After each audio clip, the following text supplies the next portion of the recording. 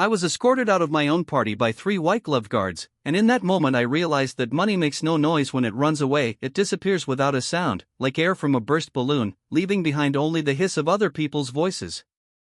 500 guests, an orchestra, champagne and harps of light, and on the central screen, instead of my charity video, a table of transactions and signatures that I recognized in a second, faster than one can recognize one's own face in a mirror.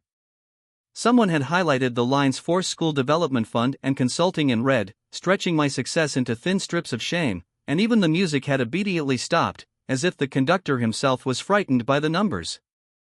Cameras began to click in the crowd like a small hailstone, and in a minute the world learned more about me than I had ever allowed myself to.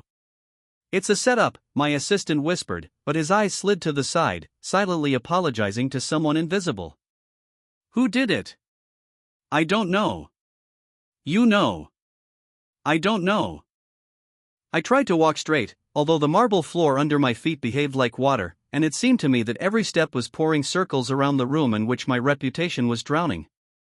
The presenter approached me with a perfect smile that suddenly became sharp as a blade, and raised the microphone as if to bless. "Mr. L, do you confirm these transfers to offshore companies?" "No."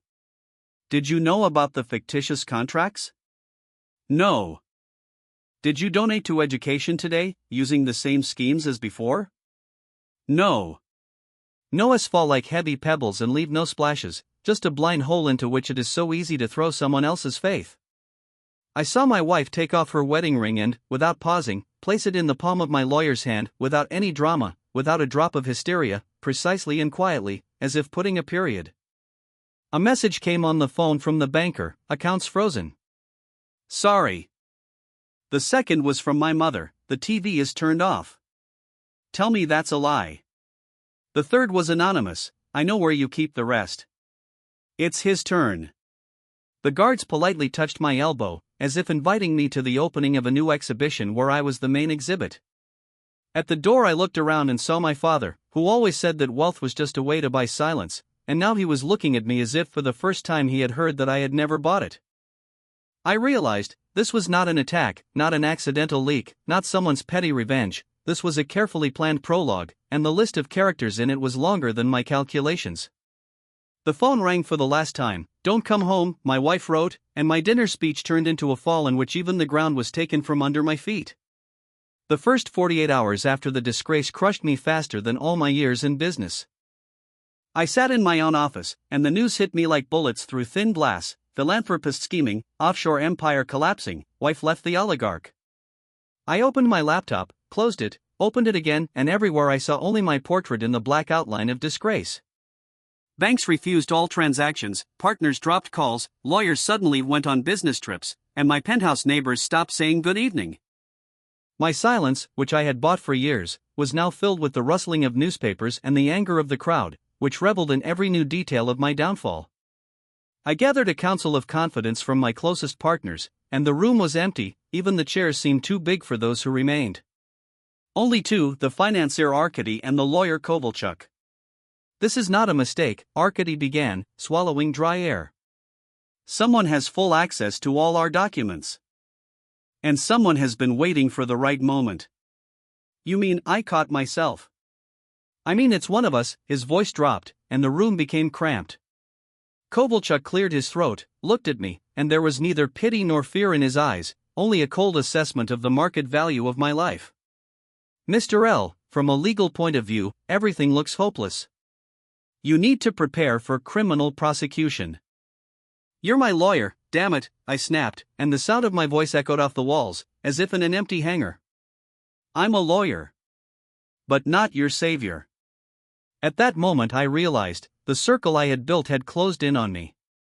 The people I had paid for their loyalty turned out to be nothing more than mercenaries with fear and ambition. I thought I was in control, but they were patiently waiting for my crown to crack. And now the cracks had become fractures. At night I lay awake, walking the corridors of a penthouse that seemed foreign to me, and I found myself thinking, maybe this was punishment? I had indeed invested money in charity, but I had always kept too much for myself. I had signed documents, knowing that some contracts had nothing to do with transparency. And now every small shadow had grown into a monster ready to tear me to pieces. The next day the door opened without a bell. The investigators burst in.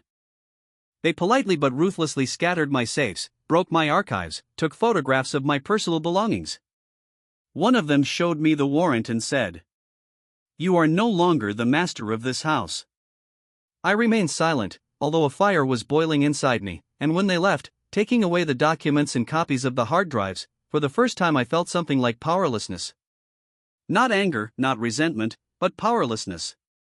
And then my mother called me. She was crying and said, "Son, people are saying that you are a thief. Tell me that it is not true. Tell me." I opened my mouth to answer, but the words got stuck. Because I did not know where exactly my truth ended and the lie that I had lived in for years began. When I hung up the phone, I realized I had not only lost my reputation, money, friends. I had lost the most terrible thing, the right to explain to myself who I really was. I was fleeing my own home, which now belonged not to me, but to the state and the crowd eagerly awaiting my downfall. Nighttime Prague seemed foreign, every signboard shone like a prying eye, and I walked in the shadows like a criminal, although not long ago the door had been opened for me before I approached. I hid in a cheap hotel on the outskirts, where the smell of dampness and foreign bodies mingled with the feeling of my final humiliation. In this darkness I allowed myself to get drunk for the first time, not out of joy, not out of celebration, but so as not to hear my own thoughts, which cut deeper than the newspaper headlines. It was there, in the hotel corridor, that I met her. She stood under the flickering lamp, a thin folder in her hands. Not a journalist, not an investigator, not a partner, an ordinary woman from the past. Lilia. We had worked together as interns at a bank, she had gone her own way, and I had taken the shortcut to the top. She looked at me without judgment, without curiosity, the way one looks at someone who has finally sunk so low that they can be seen for who they really are. "You don't even ask why I'm here," she said, holding out her file. "Because I don't care anymore," I replied. "It's no use. It could save your life." I opened the documents and saw things that even the alcohol in my blood couldn't dull the chill.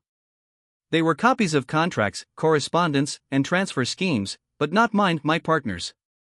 It turned out that they had been playing double games for years, using my name as a cover, and the main blow was prepared precisely now, when I had become too public. I was not the architect of the empire, but only a facade, a beautiful showcase behind which those who held the real strings hid. "Who gave you this?" "A man who once lost everything because of them. He's dead. But he left evidence." "Why are you helping me?" She shrugged. "Because I know you're not as clean as you like to show. But you're not as dirty as they paint you." Her words hit me harder than any sentence. For the first time in days, I felt like I had a choice. These documents could be either my weapon or my death sentence. If I brought them to light, I would have to admit my own participation in this game, and that would mean the official end.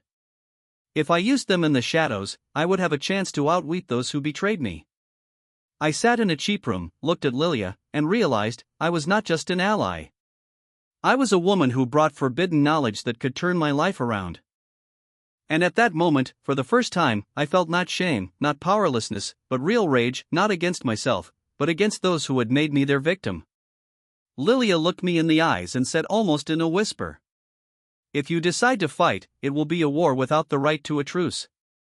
And you will remain in it either destroyed or free." I closed the folder and felt that my world had finally gained a new axis. I began to act, but every step I took was like walking on thin ice, beneath which the abyss of other people's interests bubbled. I had no more money, I had only a folder with evidence and a voice that was slowly gathering in my chest, like the breath before a leap. Lilia and I came up with a plan that was brutally simple: to publish some of the materials on a reliable platform, to give journalists an explosive thread, and at the same time to sue the shell companies and open our own investigation against those who used my name. This was the path through publicity to purification or to final destruction, and I felt every word like a shot that could turn my story around. Legal tricks did not save me, only the human face of the truth, its rough, pale version that does not ask permission to be heard, saved me. Threats came, unsigned letters and dubious calls at night. Someone had set fire to a billboard with my face on it on the outskirts, someone was being chased on the street, and I knew that the war was moving into a plane where the rules had long since been blurred. When Lilia and I met with the editors, they looked at the folder like a rare gem, precious and dangerous at the same time, and asked, "Are you ready to speak live?" I felt an old fear tighten in my chest, to appear vulnerable in front of millions, to utter words that could permanently shatter my life or rebuild it in a new form. I remembered my mother's voice, my wife's face, the severed silence of my friends, and I realized that now I could not think of myself, now I had to think of the consequences for others. This was a moral dilemma that money could not solve. On live TV I spoke slowly, without beautiful wrappings, and this was my new art, to speak the truth not as an excuse, but as a challenge. I took out the documents, showed fragments of correspondence, the worst signatures, and marked the names of the people I considered closest. They fell into the frame like puppets, and the world heard their excuses at the same time as my accusations. After the broadcast, I expected an arrest, a chorus of applause, or outright silence, but what came was the kind of silence you feel after a bombing. People didn't know who to believe, and that gave time for a real battle. The climax came quickly. One morning, people in plainclothes burst into the hotel, not the police, not journalists, those I had once considered comrades. They offered me a deal: silence in exchange for the return of some of my assets and guarantees of safety for my family. Their tone was warm as poison, and their eyes shone with the possibility of buying my betrayal cheaply. I saw two paths before me: to keep everything, to bow my knees to them and live in a peaceful lie, or to take the ultimate risk and go forward openly, even if it meant losing the remnants of comfort forever. Lilia stood next to me and only said quietly, "You know that the choice will show who you really are." I answered without words, because at that moment my choice was no longer about wealth or power, it became a matter of honor before myself, and I stepped into battle, knowing that this could be my last act.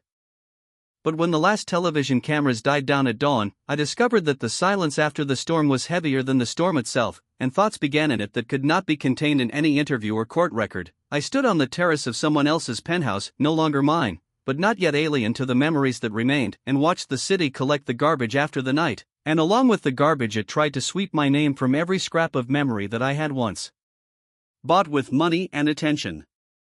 I knew people remember either bright beginnings or even brighter falls, rarely what was in between, and so my new struggle was not aimed at restoring the appearance of the past, it was to become the answer to another question: whether it was possible to remain human when the whole world measures you by your account balance. After the broadcasts and the investigations, some of my former associates went to prison, others disappeared into the shadows of jurisdictions that don't like the light, but my family was able to live without the constant presence of bodyguards and fake smiles. And that was the first time that was a real fall and a real rise at the same time. My mother came to me on that same terrace at night and didn't say anything big, she just took my hand, and that simplicity said more than all the press releases put together. "You don't have to prove anything to anyone," she said quietly. "Only to yourself." And I realized that I still wanted to prove something, not to them, but to myself. I went back to work, but in a different way. I created a small foundation controlled by people I trusted, not because of their resumes or profitable connections, but because they had the courage to see the truth and refuse easy compromises. I had reduced the size of my influence, but increased the transparency of the projects that remained, and each signature now carried with it the risk and responsibility that I had previously feared. This was not a return to an old life, it was the creation of a new one, less glamorous but more true to my own sense of dignity. Is it possible to redeem the past completely? No, and I admit that, because some traces will remain on paper and in the memory of those who have lost because of my mistakes or the mistakes of those around me. But is it possible to stop being rich and honest at the same time? I now believe that wealth loses its meaning if it cannot serve as a criterion of honor, but honesty also has no power if it is not supported by responsibility and action. In the end, I was left with one simple thought: that the value of truth is not in its immediate success, but in how many people it will save from repeating our mistakes, and that became my new balance sheet, not accounting but ethical. I do not claim final victory, and my finale is not an operatic triumph, for the true end has not come in the form of awards or complete purification, but as a quiet transformation that poses the same question as before: which is more precious, truth or success? And now, when I think of the stars above the city, their light seems to me not a sign from the gods, but a mirror that returns only what you are willing to put into it.